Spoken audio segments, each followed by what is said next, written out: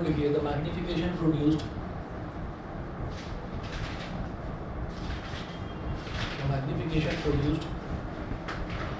by a plane mirror is +1.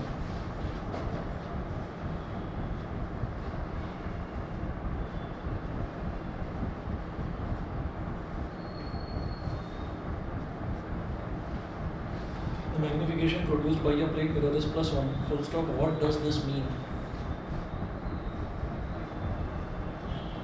What does this mean? What does this mean?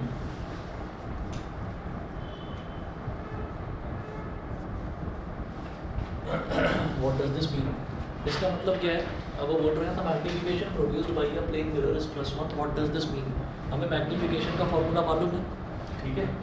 लिखिएगा as we know that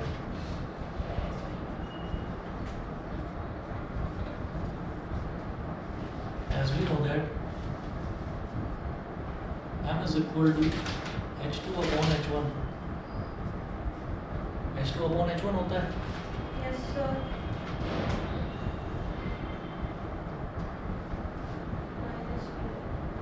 तो ये है +1 is equal to h2 upon h1. h1 अगर इधर आ जाए cross multiplication, h1 अगर 1 में मल्टीप्लाई हो जाएगा, h1 into h1 into 1 is equal to 2. It implies that h1 is equal to h2. ठीक है? Yes, sir. तो m is equal to +1 means that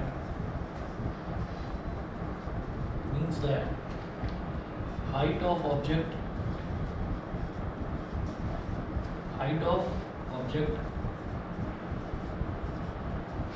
is equal to the height of image.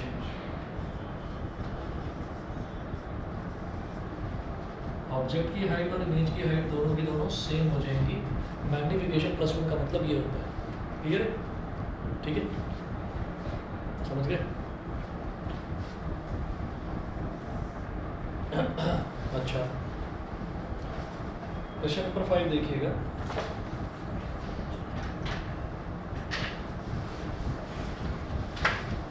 Question 5, what is the nature of the image formed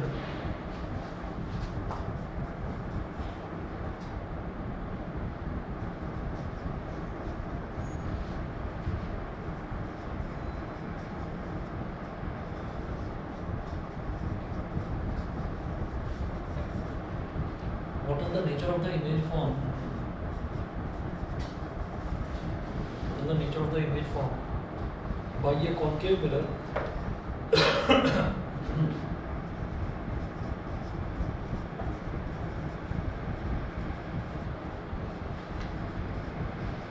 what is the nature of the image formed by a concave mirror if the magnification produced by the mirror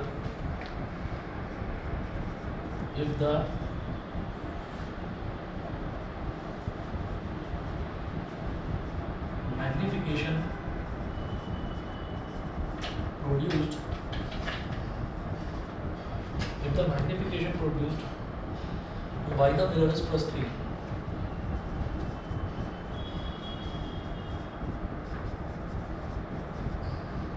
By the mirror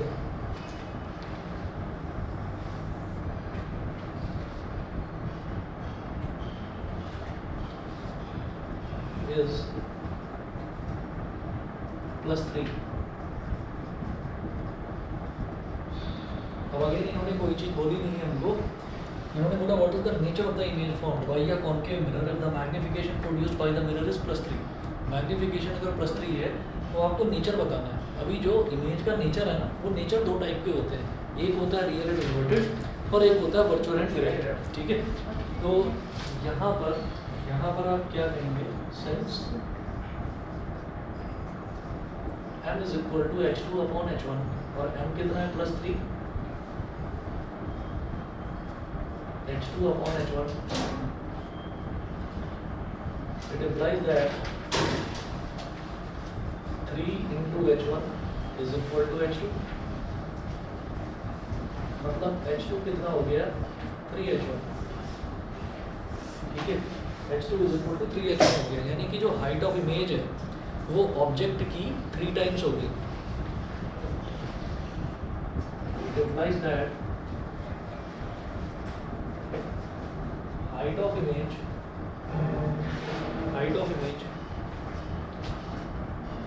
is equal to 3 times the height of object, 3 times the height of object। तो इसका मतलब क्या है? अच्छा, और positive ही आ रही है, negative तो नहीं आ रही, ठीक है। तो जब पॉजिटिव आ रही है, जब हाइट ऑफ इमेज, तो वर्चुअल एंड इरेक्टिव। पॉजिटिव का मतलब वो सीधी ही बन रही है, इमेज भी सीधी बन रही है। सीधी का मतलब क्या है? इरेक्ट, और इरेक्ट इमेज हमेशा वर्चुअल होती है, नकली होती है। सर कैसे पता चला कि पॉजिटिव आ रही है? पॉजिटिव दे रखा है +3, ठीक है। अगर मान लीजिए -3 दे रखा होता तो H2 क्या आ जाता? -3H1, यानी कि वो नेगेटिव आ जाता। तो हम ये कहेंगे since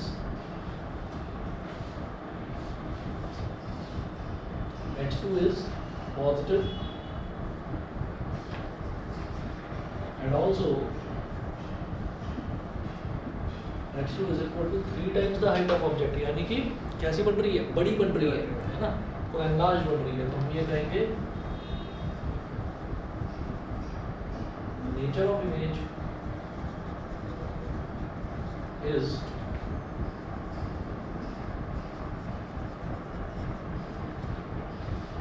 virtual and erect, and the image is enlarged। enlarged का मतलब ये है कि जो ऑब्जेक्ट है, ऑब्जेक्ट के कंपैरिजन में इमेज जो है वो बड़ी बन रही है, enlarged। Question 6.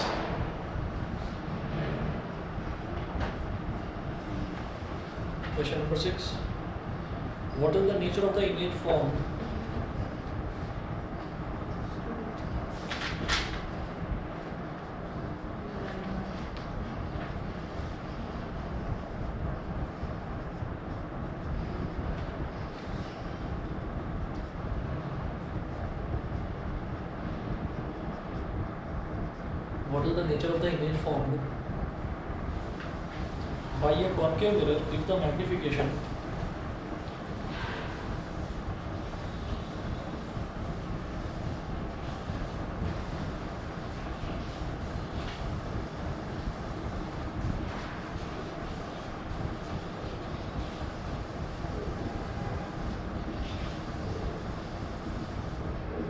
by a concave mirror if the magnification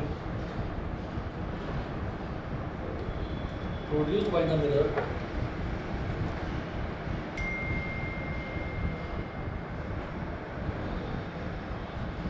by a concave mirror if the magnification produced by the mirror is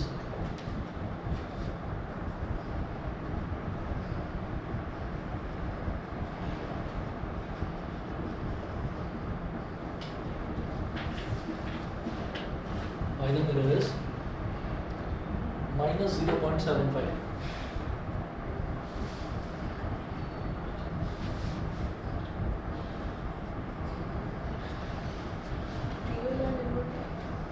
-0.75 है ना। पहली चीज़ तो ये है कि रियल एंड इन्वर्टेड, फिर एनलार्ज बनेगी या डिमिनिश्ड बनेगी, कैसे पता चलेगा? डिमिनिश्ड बनेगी, कैसे पता लगा? नेगेटिव से तो रियल और इन्वर्टेड पता चलता है। चलिए देखिए, मैं बताता हूँ।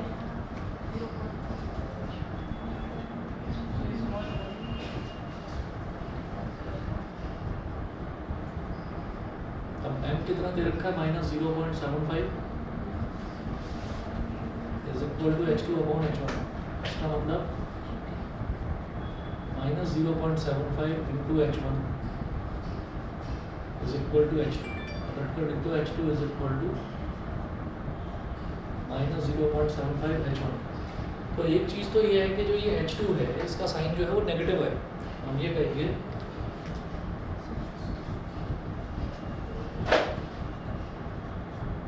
since H2 is negative,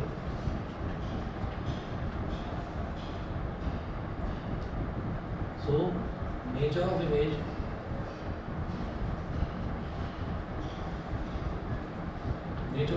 is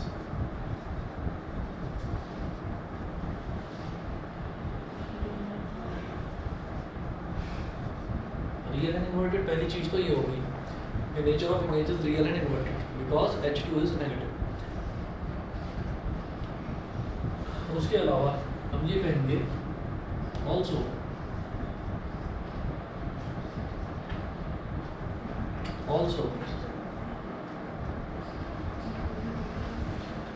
mod m, mod लिखना, मॉडुलस होता है, mod m is less than 1, so the image will be diminished. अब ये mod क्या होता है ये बताता हूँ. मॉडुलस का मतलब ये होता है कि हम किसी भी नंबर का अगर हम मॉडुलस ले लेते हैं, मॉड का मतलब ये है कि एक स्ट्रेट लाइन पहले ड्रॉ कर दो, एक स्ट्रेट लाइन बाद में ड्रॉ कर दो. तो अगर किसी भी नंबर का हम मॉडुलस ले रहे हैं तो इसका मतलब ये होता है कि हम सिर्फ उसकी मैग्नीट्यूड में इंटरेस्टेड हैं, उसकी वैल्यू में इंटरेस्टेड हैं. हम उसमें इंटरेस्टेड नहीं है कि वो नेगेटिव होगा या पॉजिटिव होगा. हमें उससे कोई लेना देना नहीं है कि वो नेगेटिव आएगा रिजल्ट या पॉजिटिव आएगा. तो अगर ये आपका लेस देन 1 है, 0.75 आ रही है वैल्यू, तो 0.75 मतलब 1 से छोटा है. तो अगर वो 1 से छोटा आएगा तो इसका मतलब क्या है कि आपका जो इमेज बन रहा है वो इमेज जो है वो ऑब्जेक्ट के कंपैरिजन में छोटा बनेगा. ठीक है. अच्छा, इसको प्रूव करके देखते हैं. ऐसा कैसे? आप ये देखिएगा, इफ ये मैं आपको एग्जांपल के तौर पर बता रहा हूँ, ये तो याद रहेगा ना, मैग्नीट्यूड ऑफ m. तो ऐसे ही यहाँ पर जब हमने देखा कि मैग्नीट्यूड या मॉडुलस ऑफ m, यहाँ पर क्या है, आप +3 का अगर मॉड लोगे तो भी +3 ही आएगा, -3 का अगर आप मॉड लेंगे तो भी +3 ही आएगा.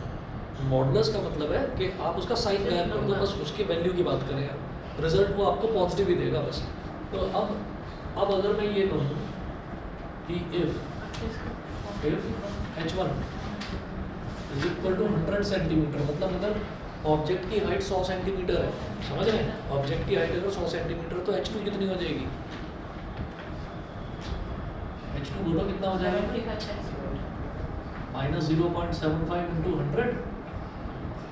पॉइंट गया नीचे, 100 आया, 2 0 से 2 0 कट गया, तो कितना आया? माइनस का 75 सेंटीमीटर. इसका मतलब क्या हुआ? ये 100 सेंटीमीटर है तो वो 75 सेंटीमीटर बन रहा है, यानी कि इमेज जो है वो छोटी बन रही है. ठीक है. तो इसलिए उसको डिमिनिश्ड बोल दिया. नेगेटिव साइन सिर्फ इतना बता रहा है कि हाइट ऑफ इमेज जो है वो नेगेटिव है, इसका मतलब उल्टी बन रही है इमेज, सीधी नहीं बन रही, उल्टी बन रही है. क्लियर है? ठीक है. आयुष समझ में आ गया?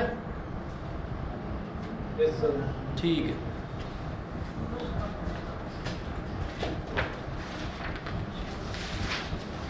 नेक्स्ट टॉपिक लिखेंगे, rules for obtaining image formed by convex mirrors.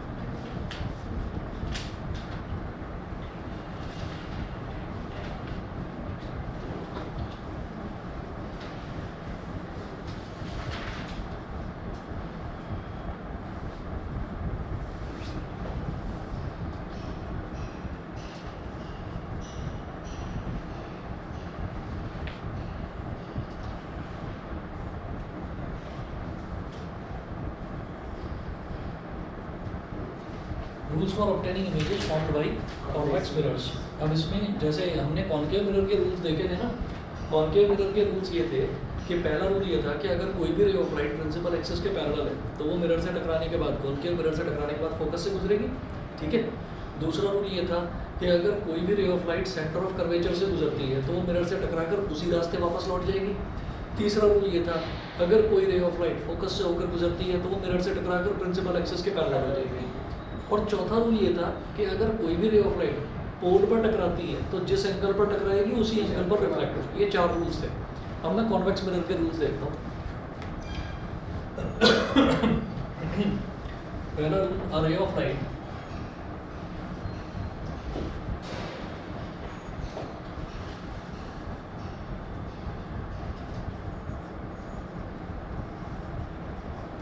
a ray of light which is parallel to the principal axis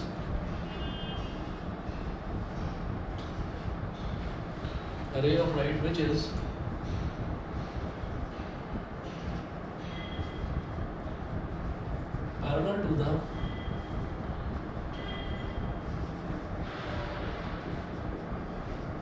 parallel to the principal axis of a convex mirror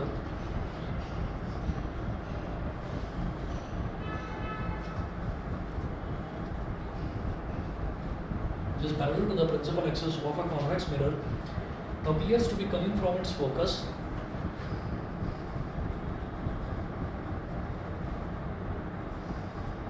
appears to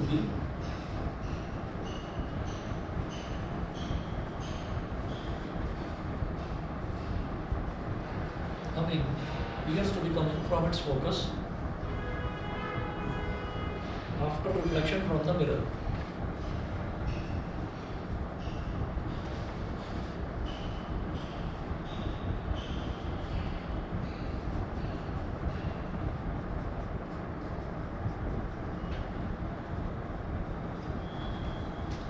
After reflection from the mirror.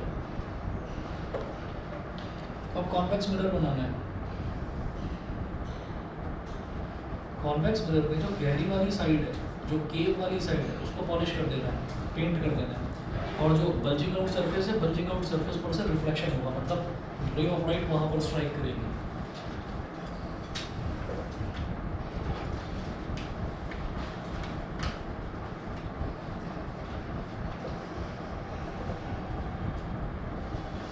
Whole हो गया।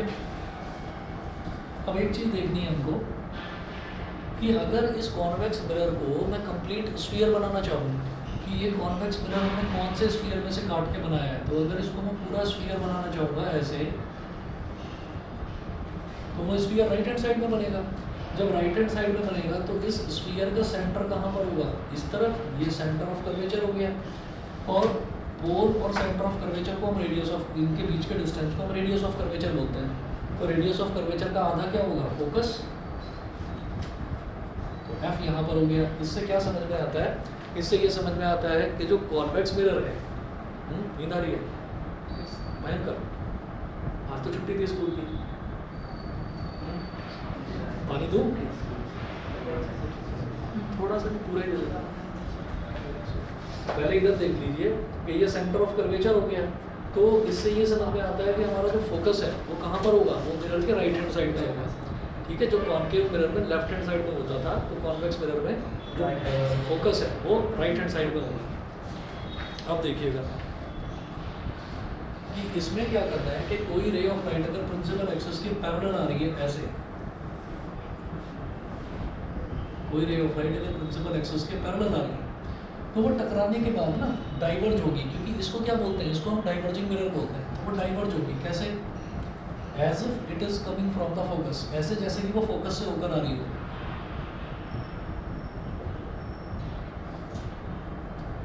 ये ठीक है ना, appears to be coming from its focus. तो ये टकराने के बाद इस तरह से डाइवर्ज हो जाएगी। ऐसा लगेगा जैसे कि वो फोकस से होकर आ रही है, मतलब उसको पीछे एक्सटेंड करेंगे तो ऐसा लगेगा जैसे फोकस से आ रही है। 1 मिनट में आ रहा हूँ।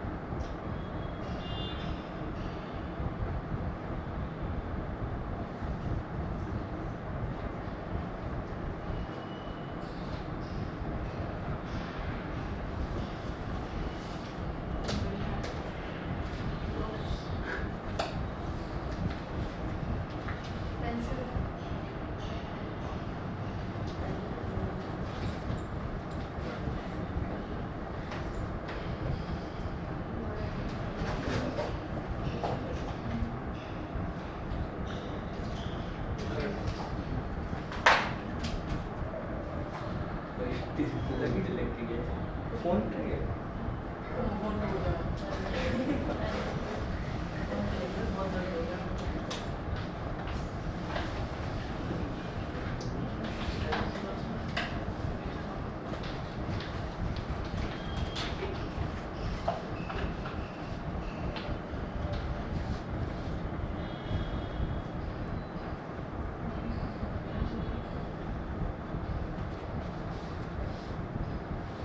रूल नंबर 2 लिखिएगा।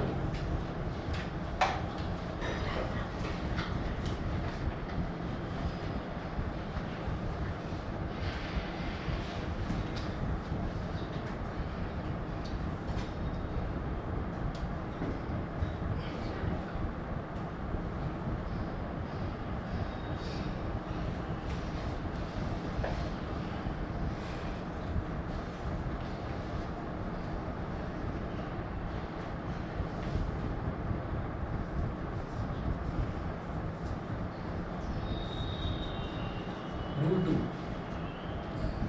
A ray of light going towards the center of curvature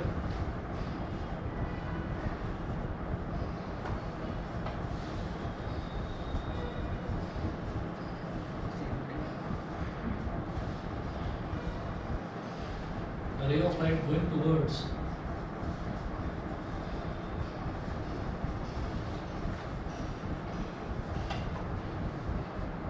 a ray of light going towards the center of curvature of a convex mirror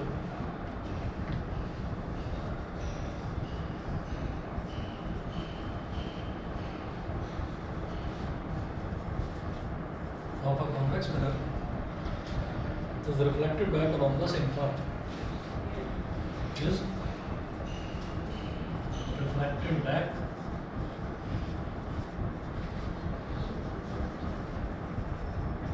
along the same path. Is reflected back along the same path.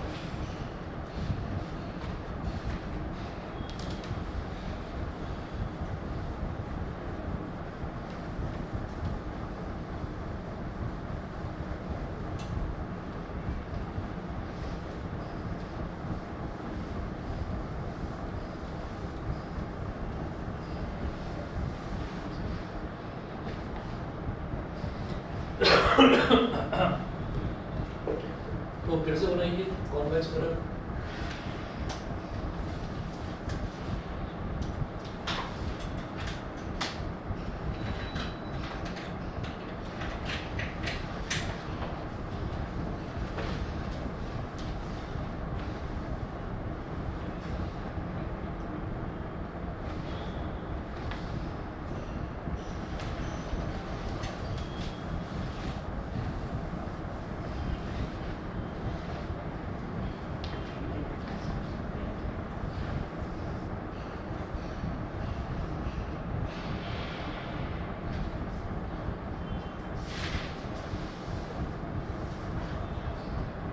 ये पोल है,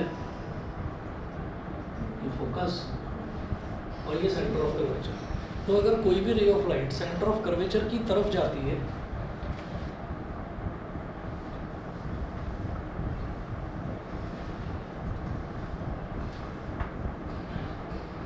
ऐसे centre of curvature की तरफ जाती है तो होगा क्या कि वो जिस रास्ते आती है उसी रास्ते वापस लौट जाती है, refracted back along the same path. ठीक है, तो सेंटर ऑफ कर्वेचर तक तो पहुंच नहीं पाएगी। क्यों नहीं पहुंच पाएगी? क्योंकि ये मिरर है ना, तो मिरर का पीछे वाला सरफेस पूरा पेंट कर रखा है, पॉलिश कर रखा है। तो यहाँ पर क्या है कि जैसे ही ये रे ऑफ लाइट यहाँ पर आएगी, मतलब इसकी डायरेक्शन सेंटर ऑफ कर्वेचर की तरफ है, लेकिन वहाँ तक पहुँच नहीं पाएगी, टकराते ही उसी रास्ते वापस लौट जाएगी जहाँ से आई थी। ठीक है, ये दूसरा रूल हो गया। तो लगभग अगर आप देखें तो रूल वैसे ही है जैसे कॉनकेव मिरर के थे। यहाँ पर क्या था, कॉनकेव में क्या था कि रे ऑफ लाइट जो प्रिंसिपल एक्सिस के पैरेलल है वो मिरर से टकराने के बाद फोकस से गुजरती थी।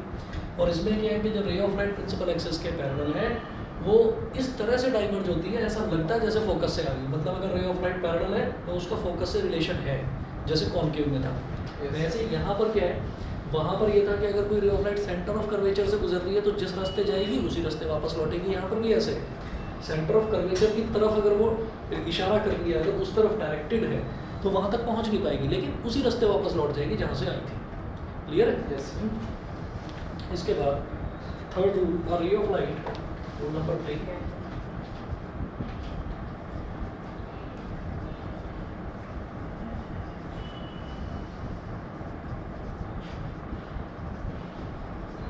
a ray of light going towards the focus of a convex mirror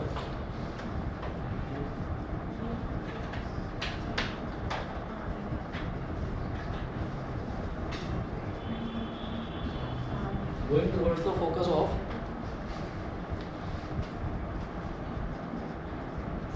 a convex mirror, a ray of light going towards the focus of a convex mirror becomes parallel to the principal axis after reflection. Becomes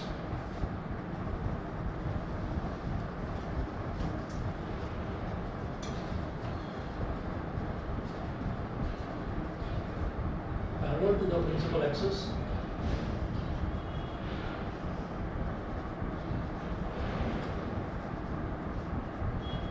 after reflection, becomes parallel to the principal axis after reflection. तो इसमें क्या होता है?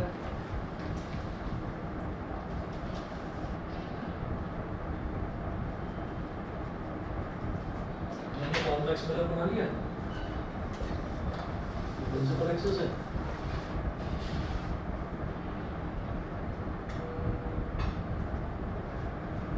ये पोल है, ये focus है और ये सेंटर ऑफ कर्वेचर। तो कोई रे ऑफ लाइट अगर फोकस तक जा रही है ऐसे, a ray of light going towards the focus of a convex mirror, तो कोई भी रे ऑफ लाइट अगर किसी कॉन्वेक्स मिरर के फोकस की तरफ जा रही है तो फोकस तक तो पहुंच नहीं पाएगी, लेकिन जैसे ही मिरर से स्ट्राइक करेगी, मिरर से स्ट्राइक करते प्रिंसिपल एक्सिस के पैरेलल हो जाएगी। ठीक है, प्रिंसिपल एक्सिस के पैरेलल हो जाएगी।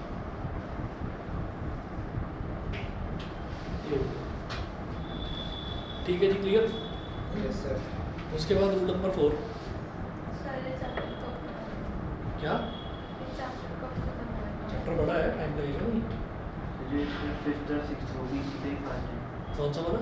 जो इसमें 5th और 6th है। फिफ्थ और सिक्स्थ।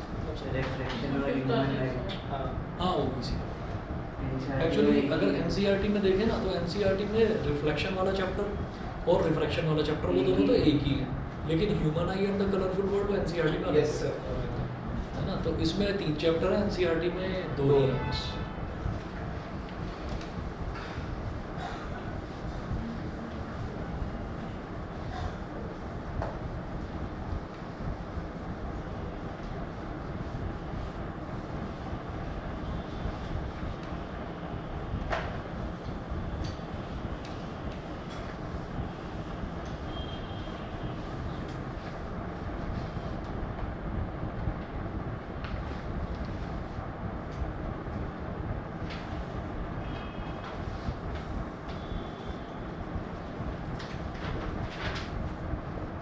रूल नंबर 4 देखिएगा। रूल नंबर 4 में है a ray of light which is incident at the pole of a convex mirror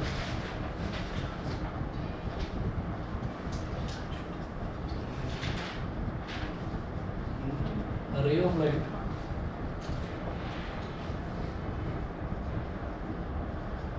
which is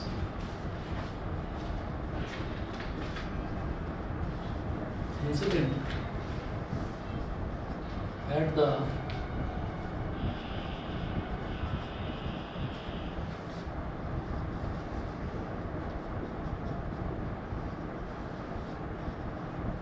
a ray of light which is incident at the pole of a convex mirror is reflected back making the same angle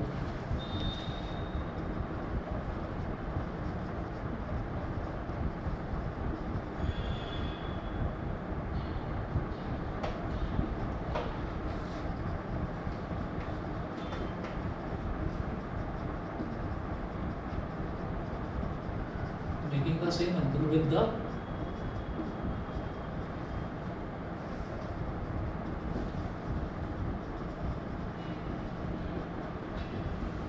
principal axis. तो ये चौथा rule भी बिल्कुल वैसा ही है जैसा same जैसा rule हमने उसमें देखा था कॉन्केव में, ठीक है ना, कि सेम एंगल बनेगा।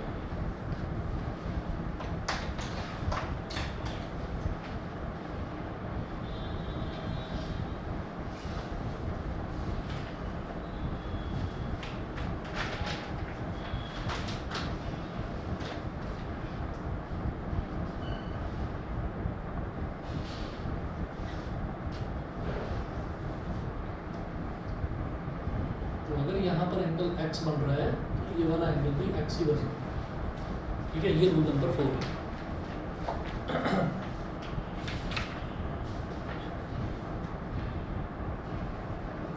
उसके बाद नेक्स्ट हेडिंग आप डालेंगे formation of images bye a convex mirror.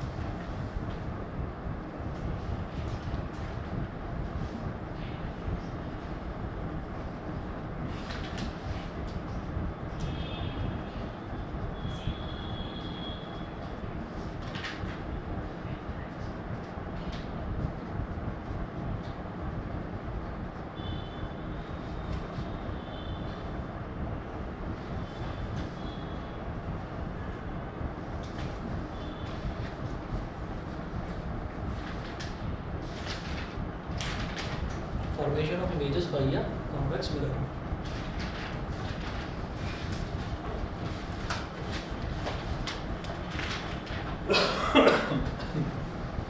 Formation of images bye a convex mirror. तो आप ये देखिए, जब हमने कॉन्केव मिरर की बात करी थी,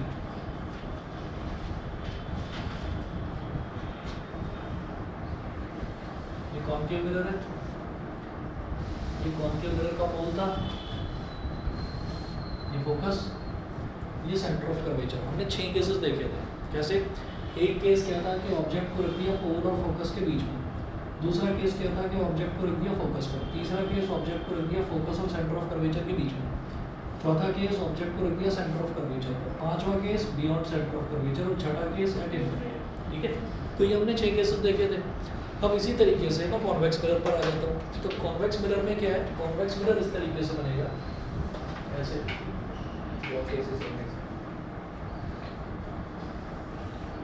अब ऑब्जेक्ट को मुझे पता है कि ऑब्जेक्ट को कहाँ रखते हैं, हमेशा लेफ्ट हैंड साइड में रखते हैं ऑब्जेक्ट को। तो इसका कॉन्वेक्स का फोकस इधर हो गया राइट में, और सेंटर ऑफ कर्वेचर भी राइट में हो गया। तो इधर पोल है, तो ऑब्जेक्ट को कहाँ रखूँ, कहीं पर भी रखो। फिर तो वही यहाँ पर यहाँ पर एक तो फोकस पड़ रहा था, एक सेंटर ऑफ कर्वेचर पड़ रहा था। तो यहाँ पर तो अलग अलग बन रहे थे केसेस, लेकिन यहाँ पर तो पोल के इधर सब कुछ खाली मैदान पड़ा हुआ है। तो ऑब्जेक्ट को कहीं पर भी रखो बिटवीन पोल एंड इन्फिनिटी। तो पहला केस बनेगा कि object placed anywhere between pole and infinity, और दूसरा case object placed at infinity. बस 2 केसेस बनने हैं इसमें। ठीक है, ये मिटा रहा हूँ मैं। समझ में आ गया कि यहाँ पर 2 केसेस क्यों हैं? क्योंकि इसका फोकस और centre of curvature right hand side में है, और ऑब्जेक्ट को हमेशा मुझे लेफ्ट हैंड साइड में रखना होता है। तो इसलिए यहाँ पर केवल 2 केसेस बनेंगे।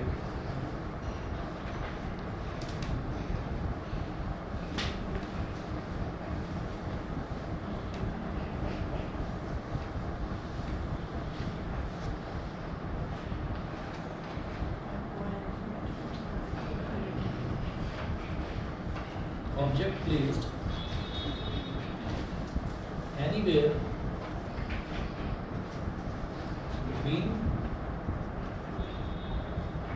between pole and infinity.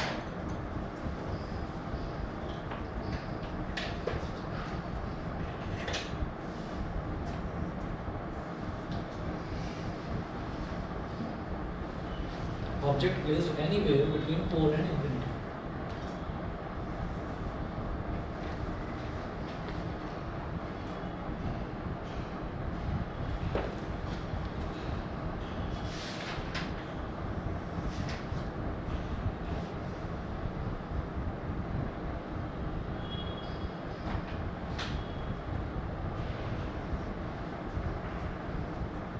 इधर क्या हो गया, पोल, इधर है फोकस, इधर है सेंटर ऑफ कर्वेचर। ऑब्जेक्ट को कहीं पर भी रखो, पोल और इन्फिनिटी के बीच में कहीं पर भी। तो मैंने ऑब्जेक्ट को यहाँ रख दिया, ये हो गया AB ऑब्जेक्ट। अब क्या करेंगे कि यहाँ से ऑब्जेक्ट से हम एक रे ऑफ लाइट निकालेंगे प्रिंसिपल एक्सिस के पैरेलल, जैसे पहले किया करते थे ना कॉन्केव में। तो रेज ऑफ लाइट कितनी निकलेंगे उसमें से, इनफाइनाइट, बहुत सारी रेज ऑफ लाइट। लेकिन स्टडी करने के लिए कोई 2 रेज ऑफ लाइट हम ले लेंगे। तो एक रे ऑफ लाइट तो प्रिंसिपल एक्सिस के पैरेलल,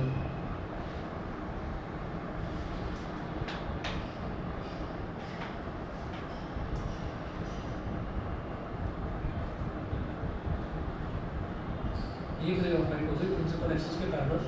ठीक है, अब ये जो पैरेलल है ये इस तरह से डाइवर्ज होगी जैसे कि ये फोकस से होकर आ रही है, ठीक है। पहला तो ये, फिर दूसरी रे ऑफ लाइट ऐसे करेंगे हम, ये सेंटर ऑफ कर्वेचर की तरफ अप्रोच करती हुई,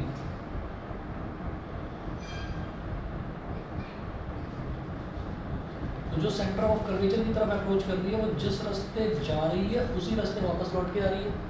तो इसका मतलब क्या हुआ, ये दोनों रेज ऑफ लाइट अगर यहाँ पर आप ये देखें तो ये रे ऑफ लाइट ऐसे रिफ्लेक्ट होकर जा रही है और ये रे ऑफ लाइट इधर एक्सटेंड करोगे तो ऐसे जाएगी, मिलेंगी नहीं कहीं पर भी। इस तरफ इन रेज ऑफ लाइट को देखें तो मिलेगी नहीं। ये रे ऑफ लाइट जो प्रिंसिपल एक्सिस के पैरेलल है वो ऐसे डाइवर्ज होती है जैसे फोकस से आ रही हो, तो वो ऐसे चलती चली जाएगी, ठीक है। दूसरी रे ऑफ लाइट जो सेंटर ऑफ कर्वेचर की तरफ जा रही है वो जिस रास्ते जा रही है उसी रास्ते वापस आएगी, तो ये भी ऐसे ऐसे ऐसे ऐसे जाती चली जाएगी, तो इधर तो मिलेगी नहीं। और पीछे मिलती हुई दिखाई दे रही है, यहाँ और यहाँ इंटरसेक्ट हो गई, तो यहीं पर हमारा इमेज बन गया। तो इमेज छोटा बना है ए डैश बी डैश, लेकिन बनी कैसे, अपवर्ड ही बनी है, मतलब सीधी ही बनी है इमेज, तो इसका मतलब वर्चुअल है डायरेक्ट, ठीक है। तो इमेज फॉर्मेशन के साथ साथ मुझे इमेज की प्रॉपर्टीज़ भी करनी होती हैं। तो इमेज की प्रॉपर्टीज़ को हमने किस सीक्वेंस में याद करा था, उसका पोजीशन, पोजीशन, नेचर, साइज, इस तरह से इमेज फॉर्म्ड विल बी, दरवाजा बंद है ना, यस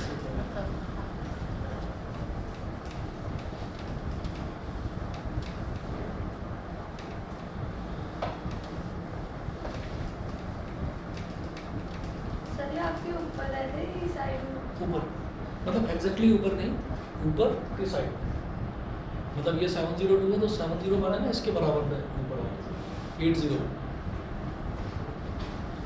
तो यहाँ आप लिखेंगे image form will be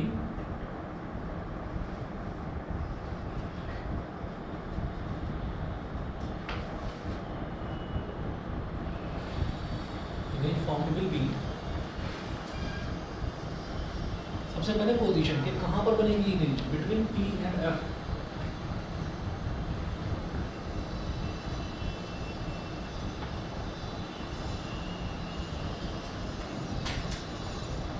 between P and F, पहली चीज तो ये। उसके बाद नेचर, उसका नेचर क्या होगा, सीधी बन रही है, ठीक है, वर्चुअल एंड इरेक्ट।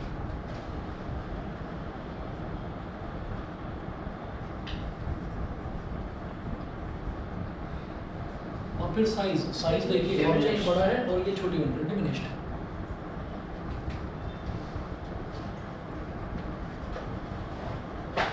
तो पहला केस तो ये हो गया। अब दूसरा केस पहला केस तो ये ऑब्जेक्ट और इन्फिनिटी, ऑब्जेक्ट और सॉरी पोल और इन्फिनिटी के बीच में कहीं पर भी आप ऑब्जेक्ट को रखें, तो पहला केस तो ये हो गया। जो दूसरा केस है वो ये है ऑब्जेक्ट प्लेस्ड एट इन्फिनिटी।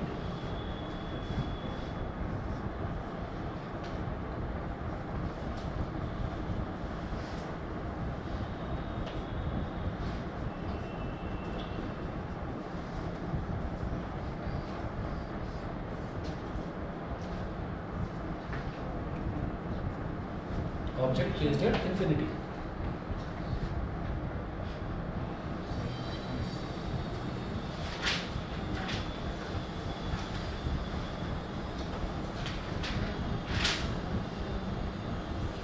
ये प्रिंसिपल एक्सिस हो गया, इधर पोल है, इधर फोकस है, इधर centre of curvature. Object placed at infinity, infinity पर रखा हुआ ऑब्जेक्ट तो दिखाई नहीं देगा। इसका मतलब ऑब्जेक्ट से रेज ऑफ लाइट कैसी आ रही होंगी, पैरेलल रेज ऑफ लाइट, ठीक है। तो एक रे ऑफ लाइट तो ऐसे आ रही है प्रिंसिपल एक्सिस के पैरेलल, ये टकराने के बाद ऐसे डाइवर्ज हो गई जैसे ये फोकस से आ रही हो।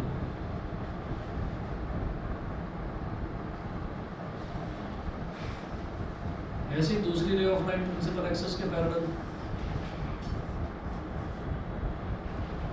ये भी टकराने के बाद ऐसे डाइवर्ज हो गई जैसे फोकस से आ रही हो, ठीक है। ये इधर डाइवर्ज हो गई, ये इधर डाइवर्ज हो गई। ये रे ऑफ लाइट ऐसे जा रही है और ये रे ऑफ लाइट ऐसे जा रही है, तो ये रेज ऑफ लाइट कहीं पर मिलेंगी तो नहीं, है ना। लेफ्ट हैंड साइड पर तो नहीं मिलेंगी, लेकिन राइट हैंड साइड पर मिलती हुई दिखाई दे रही है। कहाँ मिल रही है, फोकस पर। तो फोकस पर इमेज कैसी बन रही है, बिल्कुल छोटी सी। भाई जहाँ ये मिल रही है प्रिंसिपल एक्सिस पर ही मिल रही है, तो एक डॉट साइज की इमेज बन रही है। तो इमेज फॉर्म्ड विल बी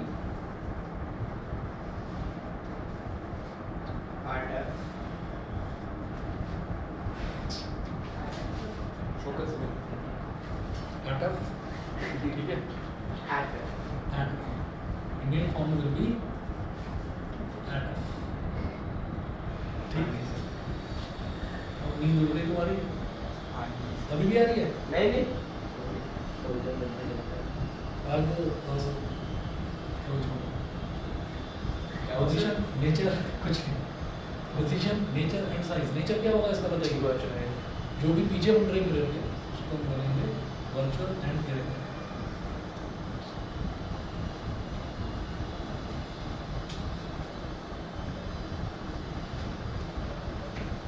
और साइज क्या होगा?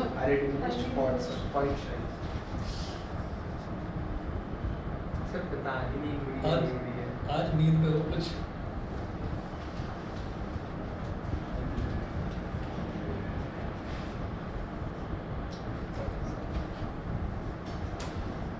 और उसमें दूसरे वाले बैच में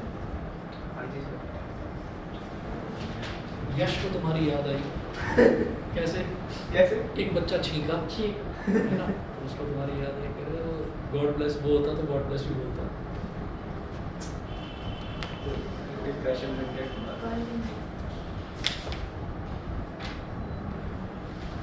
ठीक है जी, अगले लिखेंगे यूजेस ऑफ कॉन्वेक्स मिरर्स।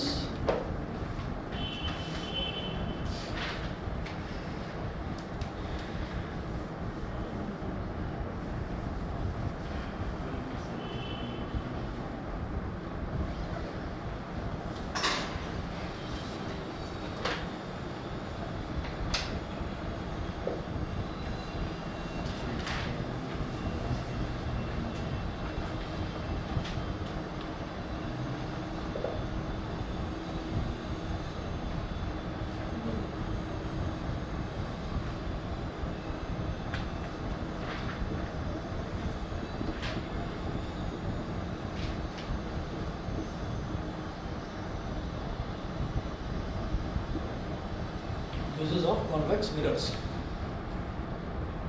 तो यहाँ पर लिखना है फर्स्ट है convex mirrors are used as rear view mirrors.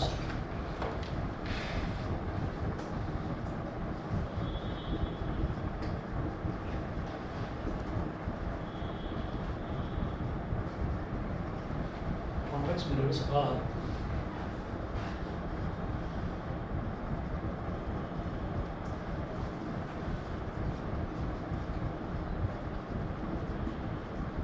mirrors are used as rear view mirrors in vehicles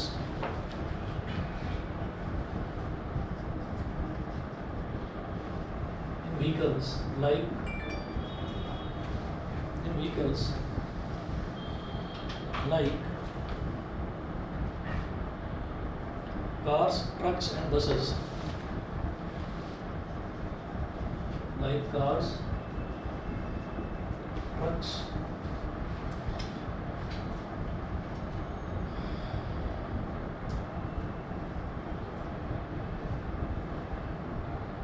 एक मिनट वेट कीजिए प्लीज।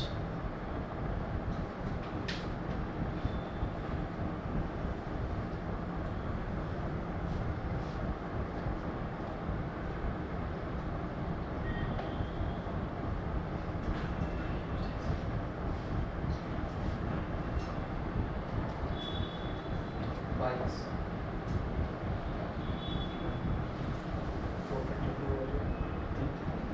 तुझे नहीं पता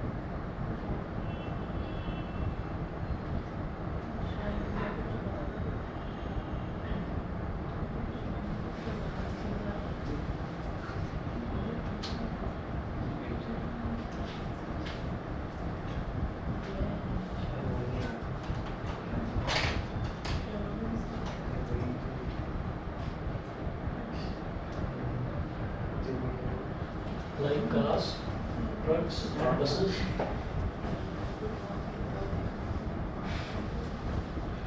Like cars, trucks and buses. To see the traffic at the rear side,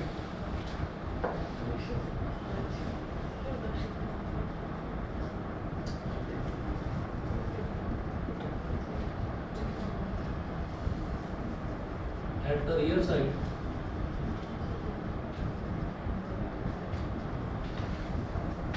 और back side. ठीक है, तो कहीं पर भी, क्योंकि इसका रूल क्या है, इसका रूल ये है कि object placed anywhere between pole and infinity, कि पोल और इन्फिनिटी के बीच में ऑब्जेक्ट कहीं पर भी हो, तो आप ये समझ लीजिए कि कितनी भी दूर व्हीकल हो और कितनी भी पास व्हीकल क्यों ना हो, तो उसकी इमेज जो है वो हमको छोटी दिखाई देगी। छोटी इमेज का मतलब ये है कि जितना बड़ा वो मिरर होता है, लगभग इतना बड़ा होता है, जो कार में पीछे देखने वाला मिरर होता है या स्कूटर में पीछे देखने वाला मिरर होता है, तो उस मिरर में छोटी छोटी इमेजेस दिखाई देती हैं, ट्रक की, बस की, स्कूटर की, कार की। लिखा भी होता है ना, हाँ, object in the mirror। हाँ, उसमें लिखा भी रहता है ऑब्जेक्ट्स इन द मिरर और क्लोजर देन दे अपीयर, क्योंकि वो छोटा होता है तो छोटे को देख के हमको ये लगता है कि अच्छा छोटा सा दिखाई दे रहा है, इसका मतलब बहुत दूर है, तो वो कोई बहुत दूर नहीं है, वो पास में ही होता है। ठीक है, तो ये चीज़ हम कैसे हमको क्लियर हो रही है, क्योंकि यहाँ पर इमेज का जो साइज़ है वो हमेशा छोटा ही बनेगा। और कॉन्वेक्स मिरर फर्दर क्यों यूज़ करा जाता है, क्योंकि ये वर्चुअल और इरेक्ट इमेज ही देता है। भाई ऐसा तो नहीं है ना कि अगर हम पीछे किसी को देख रहे हैं तो वो रियल और इन्वर्टेड इमेज दे दे। रियल और इन्वर्टेड मतलब मैं पीछे ट्रक देख रहा हूँ, ट्रक मुझे उल्टा दिखाई दे रहा है कि भाई ये ऊपर है उसका सब नीचे है, ऐसा तो नहीं होता है ना। तो इसीलिए कॉन्वेक्स मिरर यूज़ करा जाता है ताकि वो वर्चुअल और इरेक्ट इमेज ही हमको दिखाई दे उसको। तो पहला यूज़ तो ये हो गया। दूसरा है big convex mirrors are used as shop security mirrors.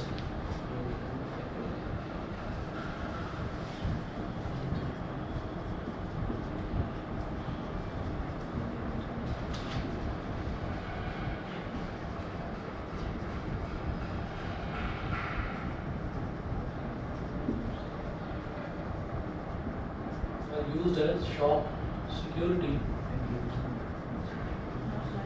mirrors। तो बड़े कॉन्वेक्स मिरर जो है वो शॉप सिक्योरिटी मिरर्स के तौर पर भी यूज़ करे जाते हैं। आपने कई बार देखा होगा कि कुछ बड़ी बड़ी जो डिपार्टमेंटल स्टोर होते हैं उसमें बड़े बड़े कॉन्वेक्स मिरर यूज़ होते हैं। बड़े बड़े कॉन्वेक्स मिरर का मतलब क्या है, वो उभरे हुए मिरर होते हैं और काफ़ी बड़े बड़े होते हैं। तो उसमें क्या है, लार्ज व्यू होता है उसका, मतलब दूर दूर तक आपको दिखाई दे जाएगा कि कहीं कोई थेफ्ट तो नहीं है, कहीं कोई चोरी वगैरह तो नहीं है। ठीक है ना। फिर एक क्वेश्चन नोट कीजिएगा,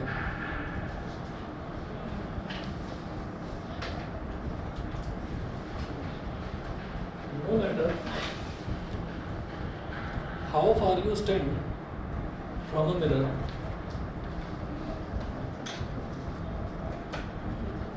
no matter how far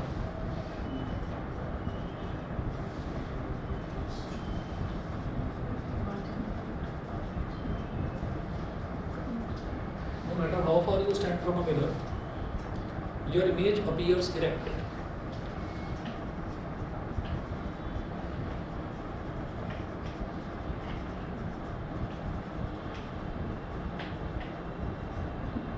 Your image appears erect. Full stop. The mirror may be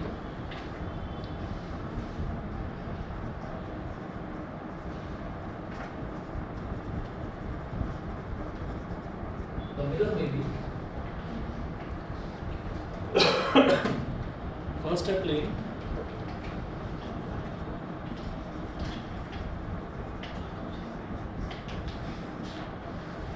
second है कॉनकेव,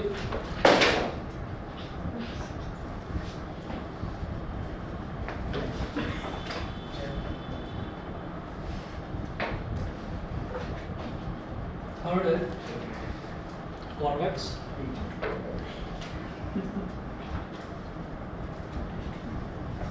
फोर्थ है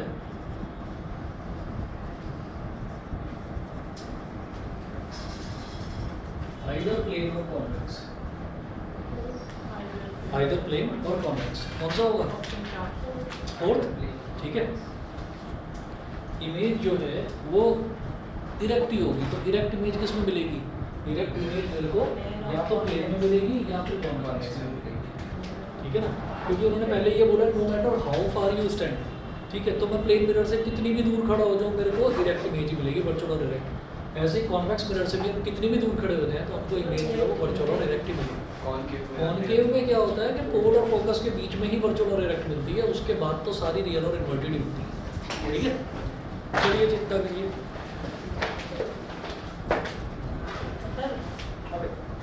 अरे क्या बात है भाई, वाह, रजनीकांत वाला स्टाइल था।